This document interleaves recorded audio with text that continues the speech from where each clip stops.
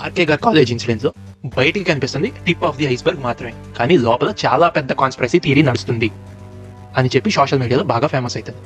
దీన్ని బలపరుస్తూ బయట కొన్ని సెట్ ఆఫ్ ఈవెంట్స్ జరిగింది. ఒకటి కపిల్ సిబల్. ఈ కేసుని కోల్కతా గవర్నమెంట్ తరఫున వాదిస్తుంది కపిల్ సిబల్. కాంగ్రెస్ పార్టీ ఏ ఇష్యూలో అయినా కొంచెం టఫ్ పొజిషన్లో ఉంటే ఆ కేసును వాదించేది ఈయన.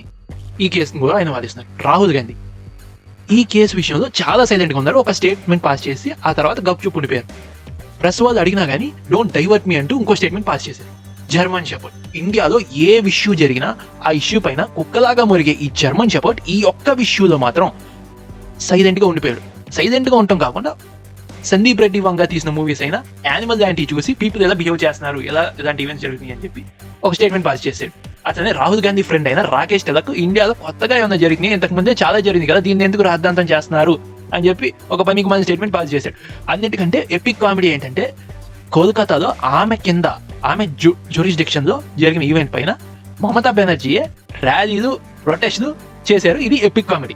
ఆమె చేసిన ర్యాలీ ప్రొటెస్ట్ పర్వాలేదు, కానీ ఎవరైతే స్టూడెంట్స్ ఈ ఇష్యూ పైన ప్రొటెస్ట్ ర్యాలీలు చేస్తుంటే వాళ్ళని మాత్రం చెదరగొడుతున్నారు. అట్లానే చెదరగొట్టే పేరుతో ఏవైతే ప్రూఫ్స్ ఉన్నాయో వాటిని వ్యాండలైజ్ చేసే ప్రయత్నం కూడా చేశారు. కొన్ని వేల మంది గూన్స్ వచ్చి ఆ కాలేజ్లోకి బయట వాళ్ళు వచ్చి ఎక్కడైతే ఇన్సిడెంట్ జరిగిందో అక్కడ రినోవేషన్ పేరుతో ఆ ఎవిడెన్స్ ని డిస్ట్రాయ్ చేసే ప్రయత్నం జరిగింది అని చెప్పి సోషల్ మీడియాలో బాగా ఫేమస్ అయింది.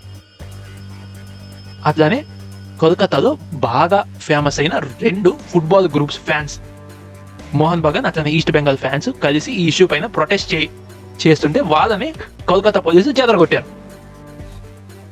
దీని తర్వాత ఈ ఇష్యూ నేషనల్ వైడ్ గా ఫేమస్ అవుతుంది అని చెప్పి రాహుల్ గాంధీని ఇండిపెండెన్స్ డే ఈవెంట్స్ లో 3rd బ్లాక్ లో సీట్ ఇచ్చారు అని చెప్పి అదో పెద్ద ఇష్యూ అన్నట్టుగా ప్రమోట్ చేయడానికి ట్రై చేసింది కాంగ్రెస్ పార్టీ సోషల్ మీడియా.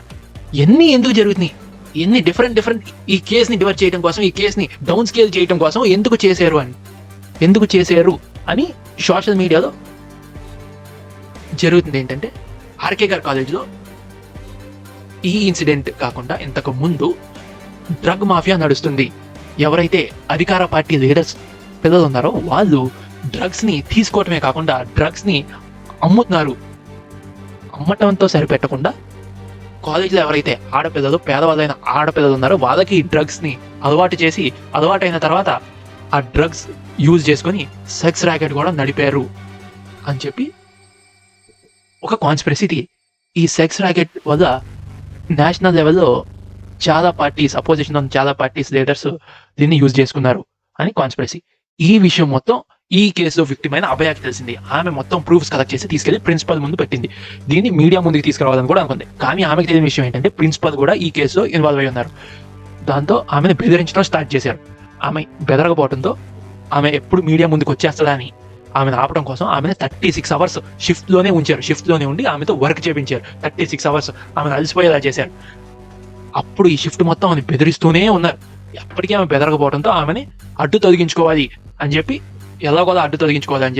పై లెవెల్ వాళ్ళతో డిస్కస్ చేసి బయట నుంచి మనుషులను తీసుకొచ్చి ఆమెని చాలా అతి కిరాటకంగా ఆమె లెవెల్ ఏంటో మేము చూపిస్తాం అన్నట్టుగా ఆమెని అతి కిరాటకంగా హత్య చేసి ఆమెను అడ్డు తొలగించుకొని ఆ ప్రూఫ్స్ వాళ్ళు